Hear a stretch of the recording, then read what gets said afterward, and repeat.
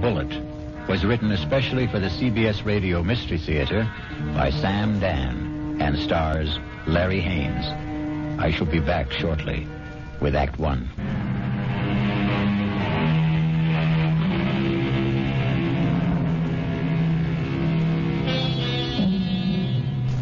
It's a quiet little bar, Paddy Noonan's, and Jerry Price stops there every evening on his way home from work. He's not looking for anything special in the way of atmosphere, adventure, companionship, and he has no intention of getting drunk. Just a couple of beers, perhaps, to bridge a busy day, to ease the fatigue, the strain on his nerves. In the comfortable half-light of Paddy Noonan's, the world outside becomes vague, distant, especially when Old Man O'Rourke is holding forth. And he lay there, his head against the barricade, and the blood from him falling soft upon the pavement. I looked in his face, and I could see his death was upon him. "'Tis a bitter thing," I said, "to die at 17. And for a moment his darkening eyes held mine. And with his last strength he said, "'Tis a sweet thing to die for Ireland."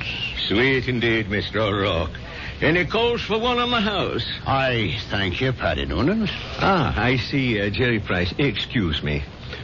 Good evening, Jerry. Hi.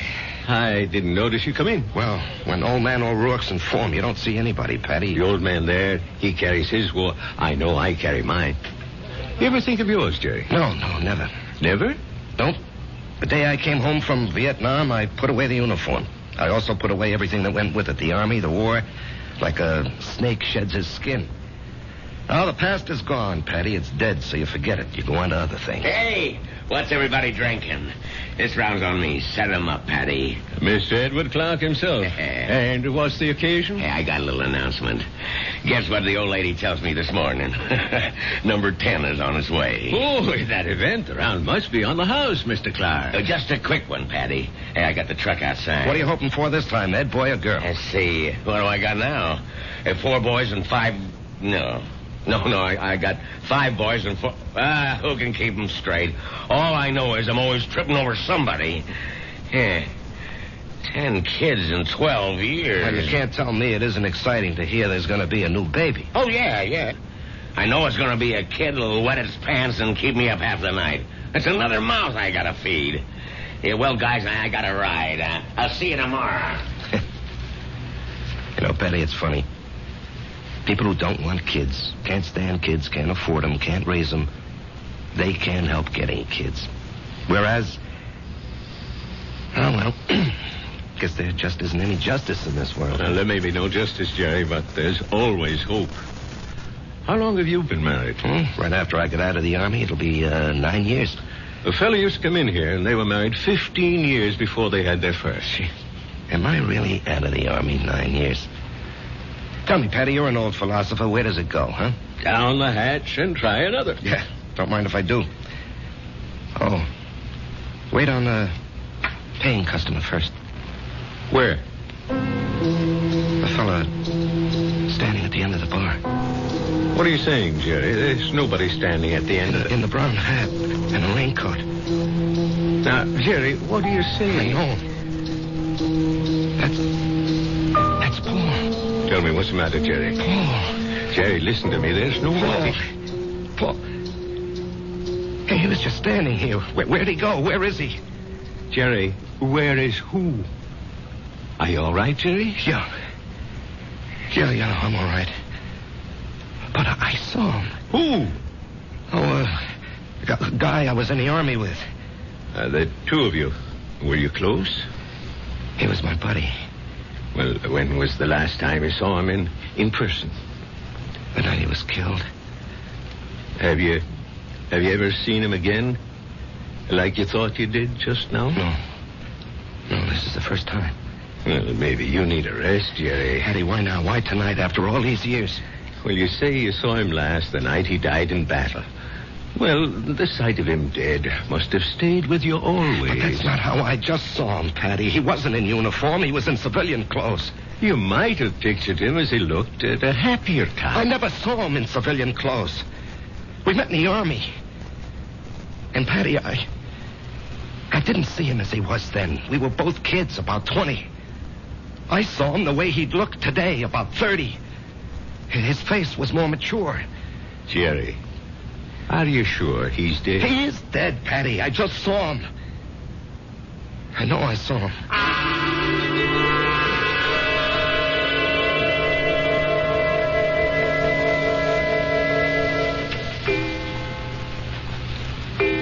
Jerry, it's after midnight. Oh, I'm not finished, honey. I have to clean up these reports, Marge.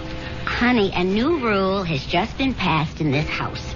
All paperwork shall be done in the daytime. Marge, I have to call on customers. Be reasonable, huh? Am I the kind of wife who makes idle criticism? No, indeed. Constructive suggestions, that's my motto.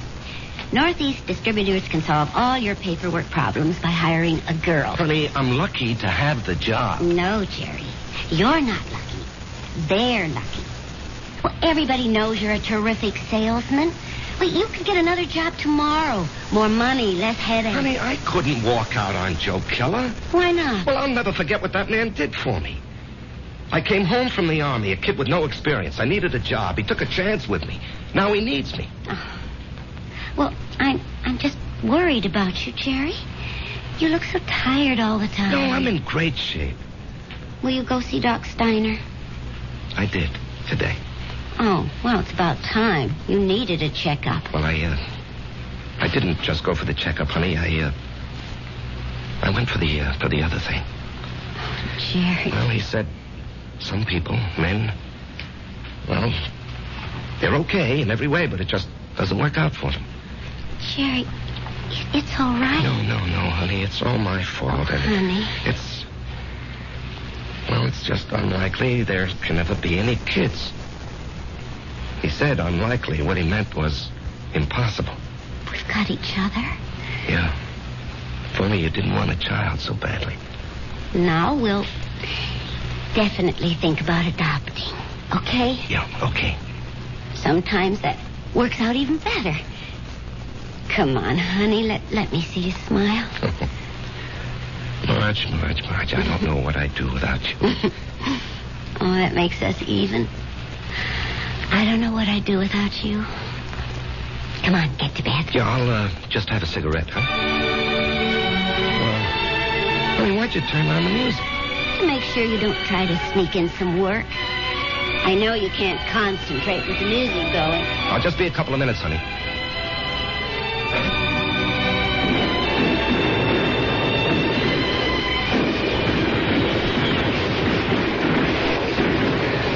Halt! Let's hear that password. Paul, is that you? Jerry. Hey, climb down the hole. Make yourself at home. Man, I'm so beat I can't even remember the password. That's all right. I don't even know what it is. Got a cigarette? What'd they want back at the CP, Jerry? Patrol. You going? Yep. But you went out yesterday. Well, maybe I better write to my congressman, huh? I don't have any more cigarettes. Here, finish this one. Paul, I don't know if I can go out again. We're being relieved tomorrow. We were promised a rest. I just don't know if I can go out again. But you ain't going out, Jerry. Didn't you hear? I'm going. Oh, no. I'll say you and I made a trade. No, Paul, I can't let some other guy do... But I'm not some other guy. I'm your buddy. What's the matter, Jerry? You never did it for me.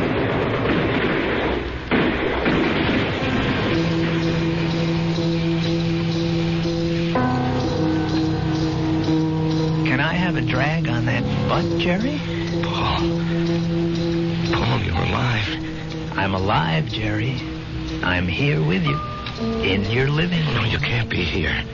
I went out afterward. I found your body. I carried it back. Maybe it wasn't you. It was me. But you were dead. You were killed. Yes, Jerry. I was killed. Jerry, will you turn that radio off and come to bed? Marge, he's here. Who's here? Can't you see him? Jerry, I don't see anyone. Paul, why can't she see you? She will. They all will. When? Later. I have to go now, Jerry. No, Paul. Paul, tell her. Jerry. She'll think I'm crazy, Paul. Paul. He's gone, Marge. He's gone. Jerry, honey, what's going on here? Marge, he was here. He was right here. Now, you got to believe that. I'm not drunk, and I'm not crazy. I believe you. I believe you, Jerry. Now, here, just sit down. Don't do anything. Don't say anything.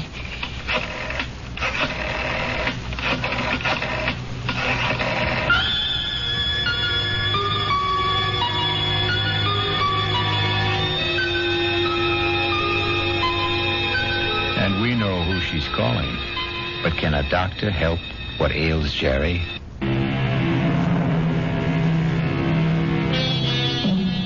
And now, Act 2 of The Bullet. Let us trace the path of the bullet. We have a worried Marge, a concerned Dr. Steiner, and a distracted Jerry. Tell me about this man, Paul, you called him Jerry. I said we were buddies, Doctor. That tells it all. Jerry, please don't be so hostile. Dr. Steiner's only trying to help. You were buddies. You came back alive and he didn't. Yo. There's an extensive medical literature on the subject. Oh, I'm sure there is. Jerry. I'm not being hostile, Marge. I know I saw him. Of course you saw him. Well, finally. But that doesn't mean he was there. You see, Jerry, the death of a wartime comrade remains an eternal reproach. All who survive are sentenced forever to feelings of guilt. No. Doctor, the wars are fought by kids in foxholes. The literature is written by doctors and officers. That's hardly fair, Jerry. I'm the authority on war, Doctor, because I was a kid in a foxhole, and I don't feel guilty about my buddy. You don't? No. Tell me why. Oh, you wouldn't believe it. Try me. All right. You see, there's a bullet, and it's designed especially for you. And if it's your bullet, it'll find you no matter where you are. You can't evade it, you can't avoid it. It was meant for you, it was meant to be. You and the bullet. Both of you were dust, originally. You were dust because the Bible says so.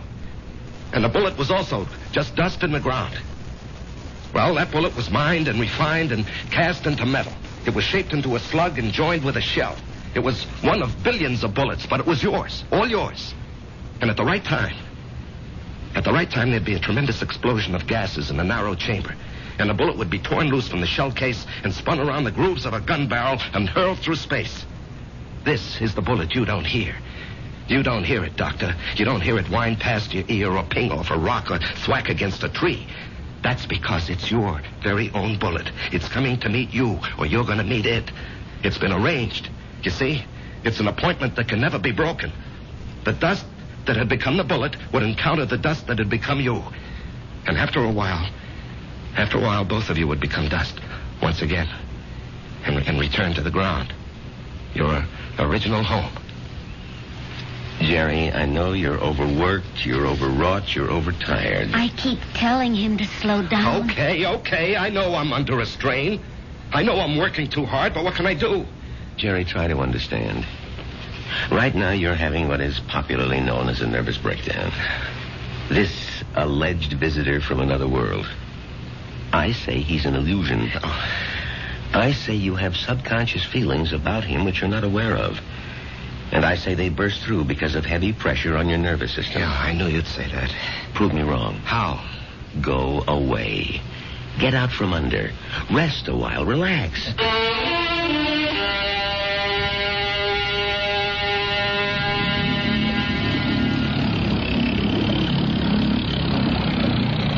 Oh, honey, this looks like a good spot. You want to stop here and try for some fish? Well, Marge, I think I'd like to go back and play 9 holes this afternoon. Great. I need more practice with my irons. Honey, you know, you've been getting a lot of sun. Maybe you better take it easy for a few hours, huh? And besides, you have an appointment with, what's that name? Biscayne Appliances. See, Jerry, I wasn't sleeping when you called that number this morning. Now, Marge, I've been good all month. I was just getting restless, that's all. Look, they're a big chain down here. If I can open them up, I'll justify the trip. Justify? To whom? Why do you have to justify anything? Isn't your health important enough? Honey, Joe Keller was very nice about it. Joe Keller had no choice. Marge. Honey, Steiner was right. I was beat. I don't know how I managed to drag myself along. So I did the right thing. I chucked it all. Now I'm fit, see? I never felt better in my life, and I'm raring to go. Great. In a month or two, we may think about going back. I'm not used to being idle, honey. Neither am I. But I am learning to love it. Oh, Marge. Why didn't I meet you when I was young? Young? Jerry, you weren't even 21. No, I was already made when we met. I had already become what I was going to be. You know, I've got a certain amount of ability. A tremendous amount, Jerry. But I'm not confident, honey. I doubt myself. I guess I didn't have very much encouragement when I was a kid. You know, my brother was a great athlete. My sister was a great beauty. I was kind of clumsy and funny looking. Anyway, Frank and Alice were sent to college. When my turn came, the money had run out. Well, maybe they thought I wasn't worth the effort. That's why I enlisted when I was 18. I had to get away from the house and my father. There was no place else to go. You never told me this, honey. I decided if I ever had a kid, I'd never make jokes at his expense or tear him down in any way. I know how these things cut inside where it doesn't show. I would do everything to build him up and give him confidence. I will never have any real confidence, Marge. Oh, yes, you will. No, baby.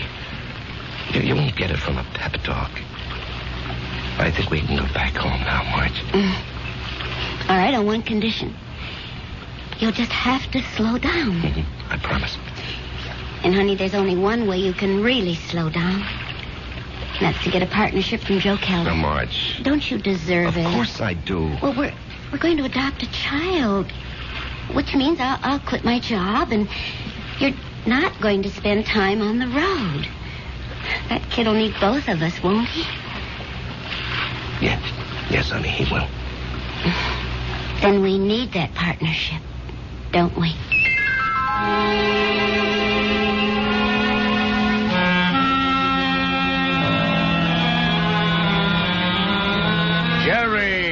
Jerry, baby. You look like $1 million. Less 2% for cash, of course. Yeah, Joe. Hold it. Ramona, no calls. I'm in a meeting. I can't be disturbed. Well, anyhow, Joe, hello. I want you to take it easy for a while, you hear? Yeah, I'm ready for action, Joe. Oh, you think you're ready. Now, listen. I know you had a lot of expenses. I want you to take this little check. It's only $500. I'm strapped for cash this week. I had to pop for a whole new computer setup. But anyway, I decided to increase your bonus to 5%. That'll amount to a pretty sweet raise, huh? Now, Joe... Don't thank me, kid. You're entitled to it. We got to make sure you don't get sick again. Joe, I have to talk with you. Well, sure, kid. What about? Well, it's, personal and important. Well, let me buy you lunch.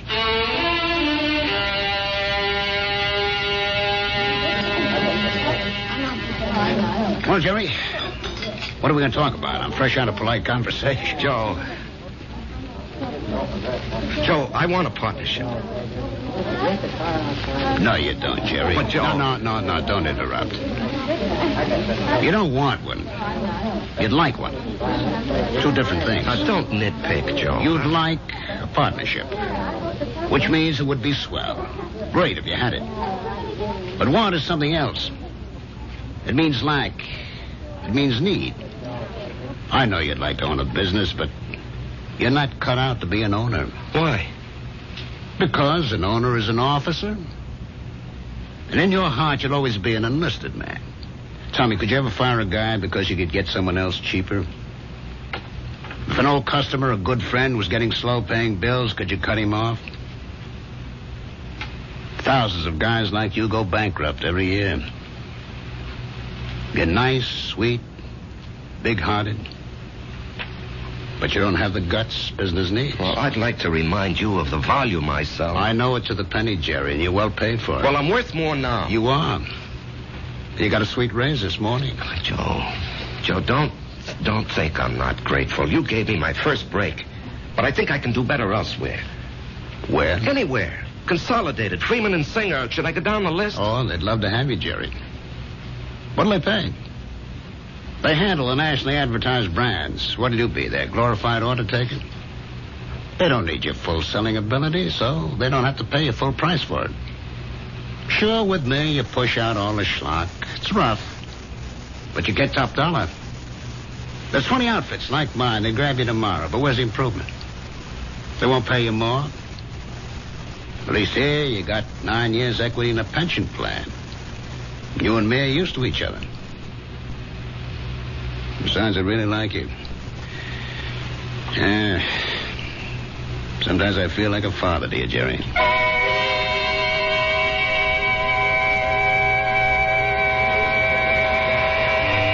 was a fiasco, Patty, a fiasco. And how do I break it to March? Oh, what's it all about, Jerry? Well, at least I don't have to put up with Ed Clark tonight. I think I'd punch him right in the mouth. We'll be deprived of his wonderful company in the next 2 weeks. He's tooling that trailer into the southwest. Hello, Jerry. What? Patty, is someone standing behind me? No, Jerry. Paul, will you tell me why? I'll tell you everything, Jerry. When? Soon. I think maybe tonight. Paul, why do you keep popping in like this? I don't know, buddy. I can't control that. Yeah, but Paul. Patty, don't you see anyone?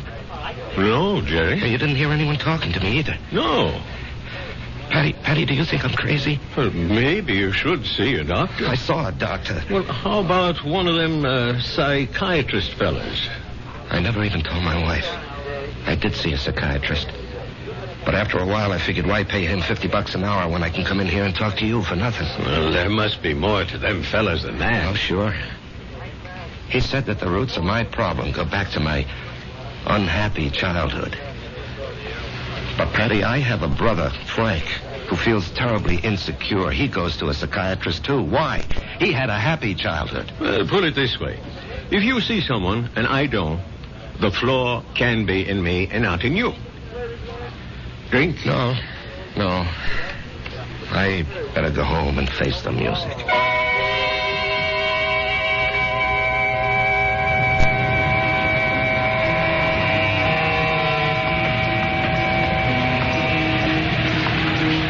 Jerry? What?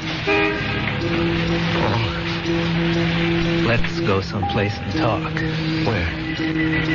Let's go to the parking lot. Sit in your car. It's cold. That won't bother you, will it? Not yet. Turn the heater on for yourself. When will everyone else be able to see you, Paul? In 2 weeks. Oh, that's great. No, it ain't. Why not? Because you'll be dead.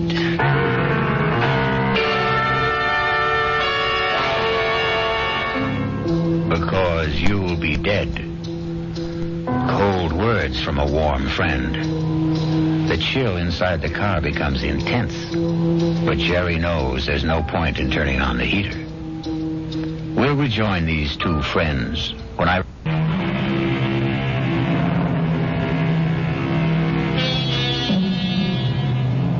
And now we return to the final act of The Bullet and a reunion of two war buddies who haven't seen each other in almost 9 years. Jerry Price, who is alive, and Paul Gardner, who is dead. The heater in this car doesn't do much good. You're shivering. Why am I going to be dead, Paul? Remember the night I went out on the patrol? Yeah, I'll remember that night as long as I live. I completed my job. I was headed back. And then I felt something smash against my head. And I knew I just met the bullet. You know, the bullet we used to talk about? I bet you don't remember. No, I remember. I felt it slam into me. And then I didn't know anything anymore. Yeah, well, when the guys told me, I went out to get you, Paul. Yeah, I might have known you would. 1 minute, I was moving through a rice paddy. And the next minute, I'm sitting in an office. And I knew a lot of time had gone by.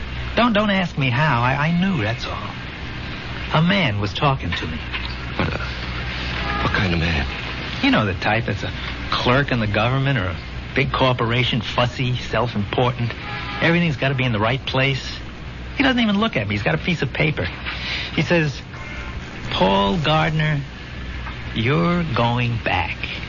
You should not have died that night. The computation was for you to survive. The plan was for you to marry a girl named Marjorie Stone. I married Marjorie Stone. Yeah.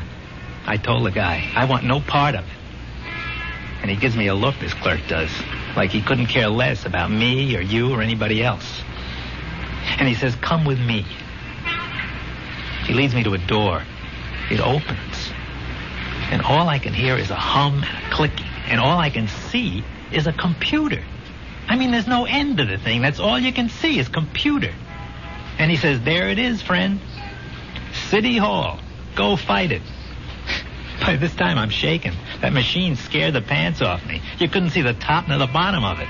There was no end to it, just a machine wherever the eye could see. Well, then what happened? This clerk, he tells me there's a plan. A capital P plan. It calls for me to come home. Not you. Yeah, well, maybe that's fair, Paul. You were always the better man. No. You got more on the ball. You never got a break, that's all.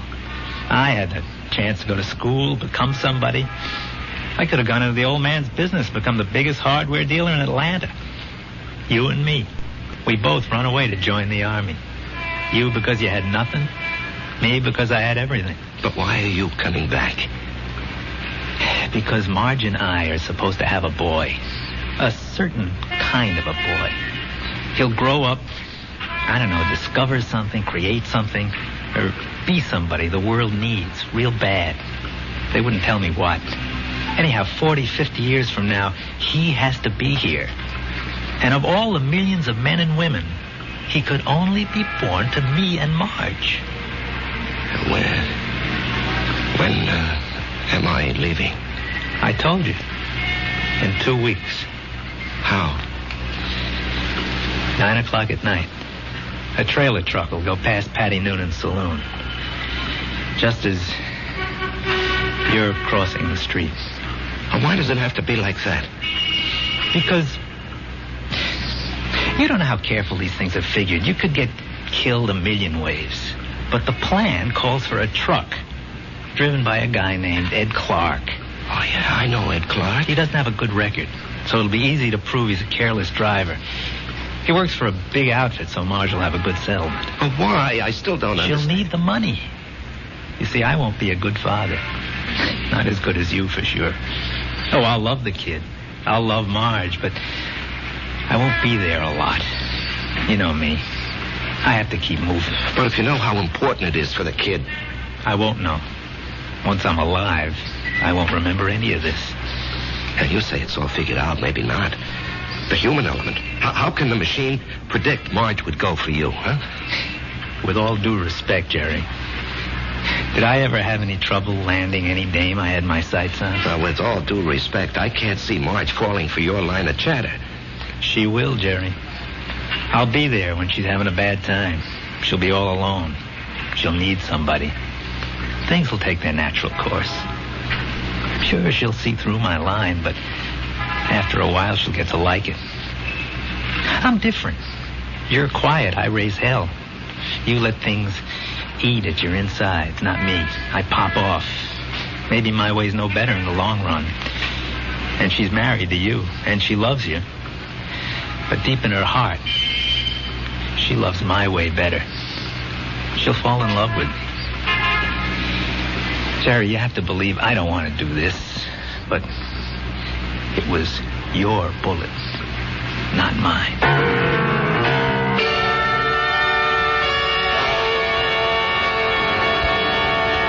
Jerry? What are you thinking about? Oh, a guy downstate wants to cancel a carload of refrigerators, so I'm figuring an approach. Didn't we agree we'll work at home? Yeah, well, honey, this is just thinking. Did you talk to Joe Keller about the partnership? Yeah. And? He said no. Did you give him notice? No, he gave me a raise. Oh. Okay. Marge. Why don't you mix us a drink? Honey, aren't you going to say anything? Mm-hmm. Don't put in too much ice. Marge, please, you don't understand. I understand. I married a certain kind of man. And you're stuck with him? No. I'll stick by him. Because I love him. Would you have wanted a guy who'd barge into Joe Keller's office and say, Joe, either give me half the joint or I'll open up across the street and run you out of business? Oh, come on, Answer me, Jerry. Marge. I have to know. Well, maybe I did. Why didn't you marry him? He never showed up. So you settled for me. That's what's known as falling in love. Come on, honey, take me to the movies. No, I don't want to take you to the movies. Let's go downtown and see a play. But that's a lot of money. Are you going to worry about money? Now, look, this weekend, would you like to fly out to, say, Snow Valley and ski? Yeah, or how about Las Vegas, huh? Jerry, what's gotten into you? Honey, we're going to have 2 weeks of the most fantastic fun. Why 2 weeks? Oh, what's so special? You? Me? I just want to spend the rest of my life having a ball with you.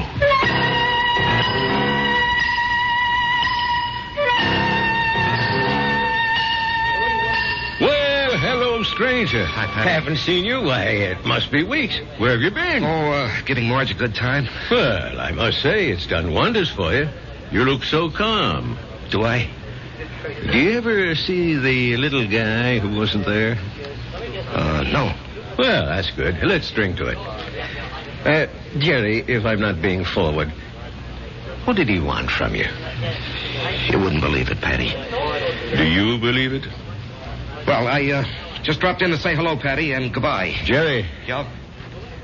something's the matter with you. Well, I understand Ed Clark is due back here tonight. I don't want to run into him.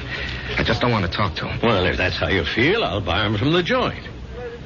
Now, Jerry, something's wrong with you. No, nothing, Patty. Now, look, I'm an old soldier, Jerry. I can tell. No, it's really nothing. Really, is it? No, Jerry, you got a look on your face. What kind of look? I've seen it before in the war. I've seen it on men who go out on the impossible mission. The look of men who know they're not coming back. The resigned look. What are you resigned to, Jerry? You have a vivid imagination. I have an imagination.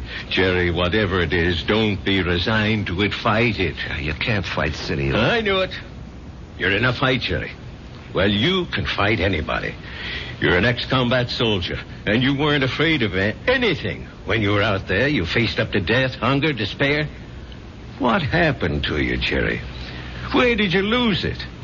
Face up to it now. Whoever he is, spit in his eye. Patty, I can't do anything. Jerry, I'm going to throw you out of here for your own good. Now leave town. Go far away for a while. Fight it, Jerry, fight it. Patty, wherever I go. Listen to old Patty. Just take off. Don't you see there's a plan? Who cares? Put up a fight. Why are you so upset, Patty, huh? I don't know. But listen to me. Fight now. Now get out of here.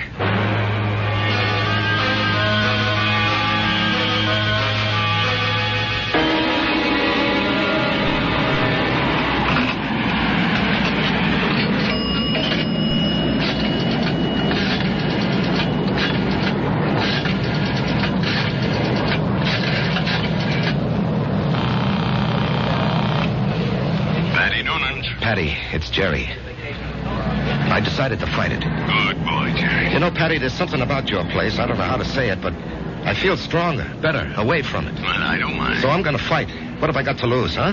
Why should I do what he tells me? Why should I believe him? I don't know what it is, but I agree. I'll see you around, Patty. Universal Airlines, flight number 3 for Los Angeles and Mexico City, now boarding at gate 17. Who you calling, Jerry? Marge, I have to tell him. Oh, Jerry, don't do it this way. There'll be 100 other people on that plane. Do it the way it has to be done. Paul, I have to fight you. Why? Because it isn't fair. Was it fair for me to stop your bullet?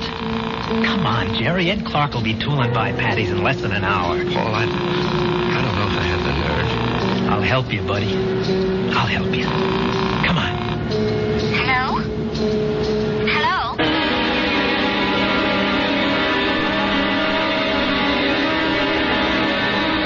What is it, Mr. Noonan? I called you, and I hope it wasn't out of turn, Mrs. Price.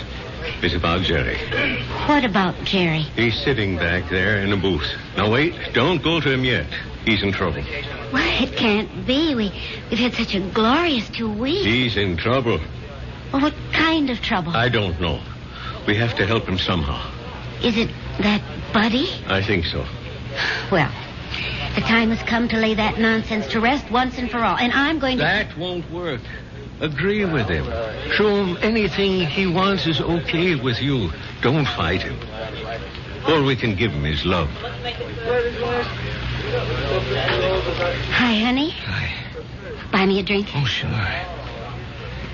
You know, I never knew you had those little gold highlights in your hair. Oh, I'm using a different bottle this week. I love you. I love you, too. And I want you to be with me always. Come on, Jerry. Let's start. No, not yet. Are you talking to me? The plan calls for it. How do I know there is a plan? Ask anybody. Ask Marge. Jerry, what are you talking about? Marge, do you believe there's a plan that determines the actions of everybody in the whole world? No. You sure? I'm sure. Well, then how do you think things work out? Well, every which way. Come on, Jerry. It's time. No, I won't go. Where won't you go? Then, Marge, as far as you're concerned, there isn't any plan. Oh, well, what do you think, Jerry? No, that's not important. What do you think? Well, yes. Yes, there is a plan. I can prove it. You can? Yes, but you started me thinking there has to be a plan. Otherwise, you and I, we just never would have met. Remember that day? Yeah. You were taking cash at Ryman's drugstore. That's the only reason I walked in there. Well, I'd already given notice. I was going to leave. And then you walked in and asked Doc if you could open a charge. Then and there, I decided to stay. And where were you going? Oh, away. Pull up stakes. Why? Well, my folks were gone. My friends were married. Neighborhood had changed. The girl I went to school with had a father, a construction engineer. He'd been transferred. Well, she took a job in his new office, and she wrote and said she found a nice crowd. They needed secretaries down there. She could fix it up. Well, why not? I was set to go. But it was not to be. You came wandering into Ryman's. Obviously, there's a master plan that rules our lives. And where was this wonderful place you almost went to? Atlanta. Atlanta? Oh, what's so remarkable about that, Jerry? It was definite you were going. Well, sure. And only because you met me. Only because I met you. Otherwise, I'd have gone to Atlanta and married a southern millionaire. But evidently something had been planned for me. Aren't you flattered? I met you, and it changed my whole life. Are you ready to go now, Jerry? Marge, will you come with me? Yes, Jerry. Where do you want to go? Well, I have to do something. I'll come with you. No, wait here, darling, please. It's time, buddy. Just like going out on a patrol. Jerry, where are you going? That's all right, Patty. It's all right. I didn't want this, buddy. I know. I don't want you to take my bullet either. Goodbye, Jerry. Yeah, goodbye, Paul. Take care of her for me, huh? You know I will.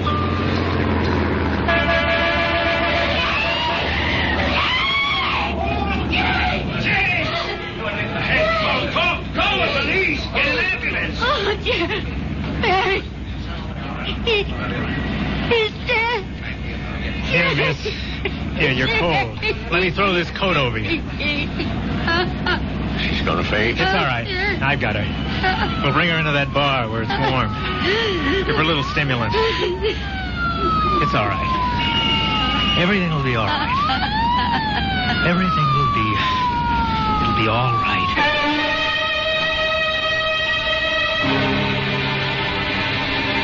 So many people preface what they believe with, "It is written." It is written in the stars. It is written on the wind. And for so many like Jerry, it is written on the bullet. I'll be back shortly.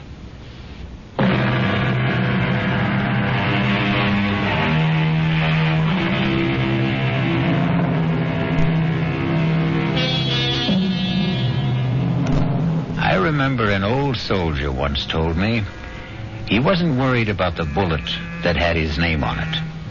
What really bothered him was the bullet marked, "To whom it may concern."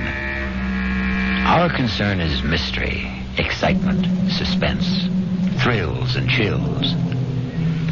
Our cast included Larry Haynes, E.V. Juster, Martin Newman, Ralph Bell, Leon Janney, and Danny Acco.